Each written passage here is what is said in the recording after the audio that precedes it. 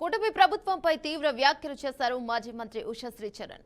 Handrineeva lining పనులు చేస్తుండగానే చెరువులకు నీళ్లు ఇస్తామని ప్రభుత్వం అబద్ధాలు చెప్తోందని మండిపడ్డారు.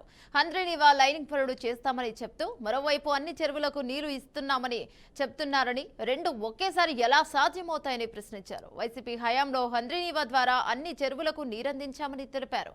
6 ఏళ్ల తర్వాత నీళ్లు ఇస్తున్నామని టీడీపీ సోషల్ మీడియాలో ప్రచారం చేసుకోవడం సిగ్గుచేటని ఆగ్రహాన్ని వ్యక్తం చేశారు. కూటమి ప్రభుత్వం మళ్ళీ ఇంకొక మభ్యపెట్టే కార్యక్రమానికి శ్రీకారం చుట్టినారు.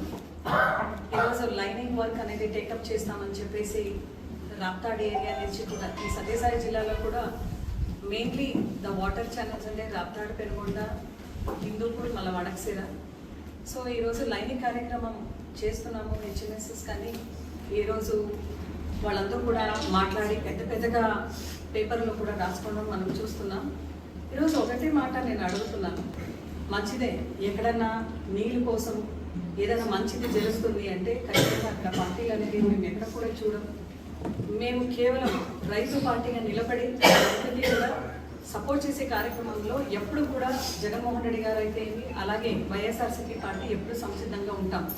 అయితే ఈరోజు ఒకటే మాట అడుగుతున్నాను, మీరు లైనింగ్ అంటున్నారు, అదేవిధంగా అన్ని చెరువులు నింపుతాను అంటున్నారు. సరే, ఏ ఒక్క అఫీషియల్స్ని అడిగినా కూడా ఈఎన్సీ గారు మీరంటే కూడా మాకు చాలా గౌరవం ఉంది. అయితే ఈరోజు మీరు కరెక్ట్గా ప్లానింగ్ లేక, ప్రణాళిక లేక, అంటే ఎన్ని రోజులు నీళ్ళు వస్తున్నాయి, ఎన్ని రోజులు నీళ్ళు ఇస్తారు, ట్యాంక్స్ అన్ని ఎప్పుడు ఫుల్ అవుతాయి, what is your plan of agenda అనేది మీకు